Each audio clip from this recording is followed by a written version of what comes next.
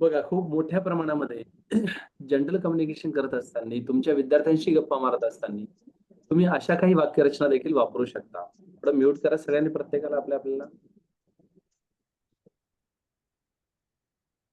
Right, fine. जसं की, "का रे, तू होमवर्क केलास का कालचा?" Right? "Did you complete your homework?" हे आपण वापरतोय व्हर्बल क्वेशन. "काय-काय केलं रे काल तुम्ही?" "What exactly have you done yesterday?" बघा, "what exactly have you done yesterday?" तुम्ही काल नेमकं काय केलं? आपण काल कुठला चॅप्टर शिकवला रे तुम्हाला?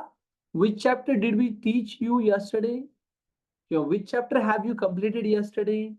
आपण कोणता चॅप्टर काल पूर्ण केलेला आहे? या सगळ्या वाक्यरचना आपण जनरल कम्युनिकेशनमध्ये मुलांसोबत वापरू शकतो. आणि हे कधी होईल तुम्हाला सांगू? हे बघा, म्हणजे आमच्याकडे शोभा बडगुजर नावाच्या एक ताई होत्या. आपल्या स्टुडंटच आहेत त्या. आय थिंक सो 2018 ला वगैरे काहीतरी ॲडमिशन त्यांनी घेतलं असावं माझ्याकडे. आणि त्यांना 10वी चं शिक्षण सोडून 30 वर्ष झालेले होते त्यांच्या. 30-40 वर्ष जवळपास त्या फेजमध्ये. आणि आता त्यांचं वय 63 एक काहीतरी रनिंग असावं साधारणतः ऑन एन एव्हरेज. तर त्या माझ्याकडे आल्या तेव्हा त्या म्हटल्या, की "सर मला इंग्रजी शिकायचं आहे." म्हटलं, "ताई डन, काही प्रॉब्लेम नाही. पण तुमचं एज्युकेशन काय?" म्हणे, "10वी झालेलं आहे." म्हटलं, "10वी होऊन किती वर्ष झाले?" म्हणे, "सर 30-32 वर्ष झाली आहेत." "मग तुम्ही मला शिकवू शकाल का?" म्हटलं, "ताई 2 दिवस माझ्याकडे रेग्युलर या तुम्ही.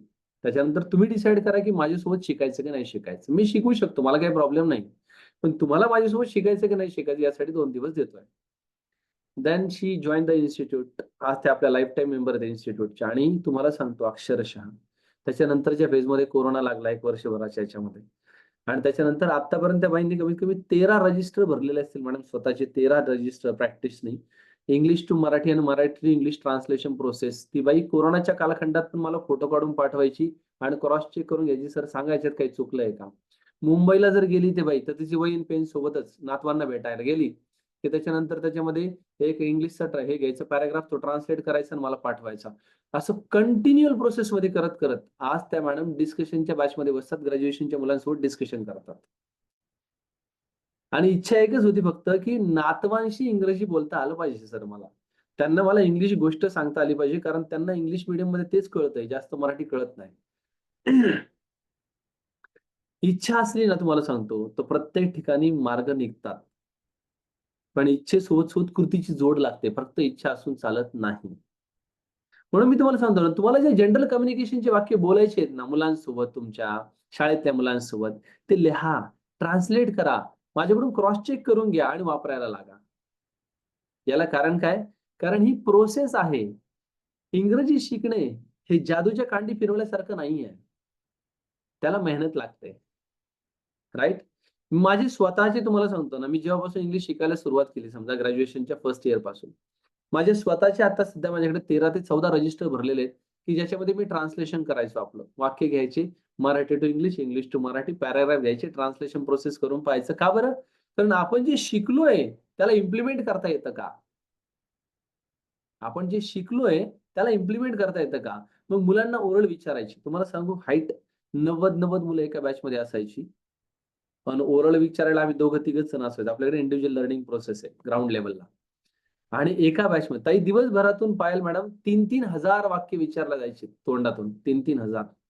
ओरल प्रॅक्टिसमध्ये 3,000 प्लस वाक्य रोज व्हायची एका माणसाची. तर मी झोपेत सुद्धा तुम्हाला सांगतो अक्षरशः, की तो तिथे गेला का? त्याने ते आणलं का? अशा पद्धतीच्या वाक्यरचना विचारल्या जायच्या. पण ही प्रैक्टिस प्रोसेस है तुम्हाला सांगतो. ये करना पड़ता है, घिसना पड़ता है. अगर आपको सही में लगता है ना, की हे इंग्लिश एका दिवसामध्ये आणि सगळं एका महिन्यामध्ये होईल का? होत नाही. परंतु एका महिन्यामध्ये तुम्हाला कॉन्फिडन्स नक्की येऊ शकतो, की आता आपण काहीही करू शकतो. 100%.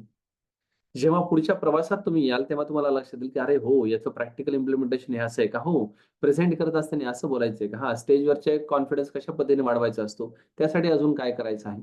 हे सगळं आम्ही जेव्हा प्रोग्राम घ्यायचो संत एकनाथ रंगमंदिरमध्ये, संत तुकाराम नाट्यगृहामध्ये, तेव्हा आम्ही प्रोग्रामच्या तयारीच्या दृष्टिकोनातून मोकळ्या हॉलमध्ये स्टेजवरती जाऊन डायस समोर उभं राहून प्रॅक्टिस करायचो तुम्हाला सांगतो. इमॅजिन करायचं की वर समोर आता 2000, 2500, 600, 800, 1000 लोकं बसलेले आहेत आणि आता आपण बोलतोय बिनधास्त, आणि या प्रॅक्टिसेस केल्याशिवाय कॉन्फिडन्स येत नाही. 11वी पासूनची एकच सवय होती. शिक्षक जर वर्गामध्ये लेट आला, तर तो विषय घेऊन आपण बोर्डवरती एक्सप्लेनेशन करायला सुरुवात करायची. ही आमची सवय होती. आपलेच मित्र बसलेले असायचे, त्यांना जे कन्सेप्ट अडलेल्या असायच्या ते आपलं घ्यायचं आणि चालू व्हायचं. काहीतरी शिकवायचं.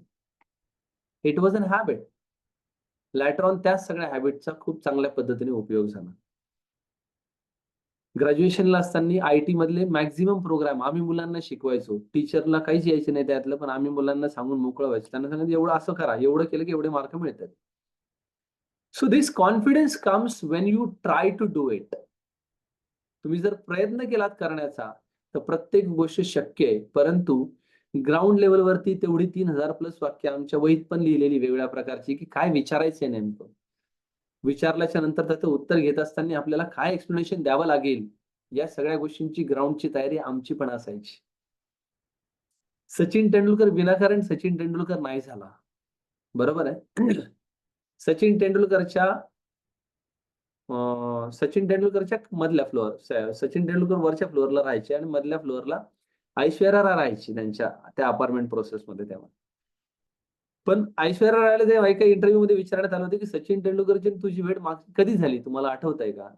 ते म्हणे काही वर्ष झाले असतील, की सचिन वरच्या मजल्यावर राहतो, खाली मी राहते इथे. परंतु सचिनची भेट माझी झालेली नाही, कारण सकाळी 3:30 वाजता सचिन ग्राउंडवरती निघतो प्रॅक्टिससाठी आणि संध्याकाळी तो जेव्हा आलेला असतो त्या फेजमध्ये, तोपर्यंत आम्ही आमच्या प्रोसेसमधून बाहेरच पडलेलो नसतो. परंतु सचिन मला वर्ष झालेत, आम्ही एका बिल्डिंगमध्ये राहून पण कधी भेटलो नाही. याला कारण असं होतं, की सचिन तेंडुलकर ऊन, वारा, पाऊस काही असला तरी 3:30 वाजता ग्राउंडवर राहायचा म्हणजे राहायचा. तेव्हा तो मला मास्टर ब्लास्टर झाला. प्रैक्टिस करना पड़ता है. सब चीज़ों को करना पड़ता है, करना पड़ता है, करना पड़ता है. Once you do it, you will definitely be the master of anything that. इंग्रजी शिकणं अवघड नाहीये. तुम्हाला सगळ्यांना सांगतो. इंग्रजी बोलणं त्याच्यापेक्षाही सोपं आहे. फक्त एवढं आहे की रोज ती प्रॅक्टिस करत राहावी लागते.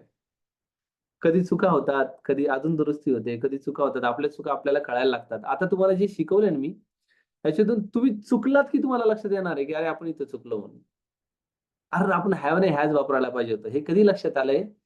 जेव्हा ते त्या पद्धतीने शिजलंय आता. बरोबर आहे? आता खरी तयारी तुम्हाला सांगतो ना कम्युनिकेशनची आता सुरुवात होणार आहे. आणि उद्यासाठीचे 2 टॉपिक लिहून घ्या. याच्यावर छान प्रिपरेशन करा. आपल्याला याच्यावरती डिस्कशन करायचंय आणि डिस्कशन चांगलं कसं होऊ शकतं अजून याच्यासाठीचे प्रयत्न करायचे आहेत. Right? Write down the first topic now. आता इथून पुढे 10 ते 15 टॉपिक तुमचे होतील. जेणेकरून तुमचा कॉन्फिडन्स लेव्हल वाढायला लागेल आणि मग आपण पुढच्या टप्प्यात शिफ्ट होऊ. Write down. पहिला टॉपिक. Importance of technology.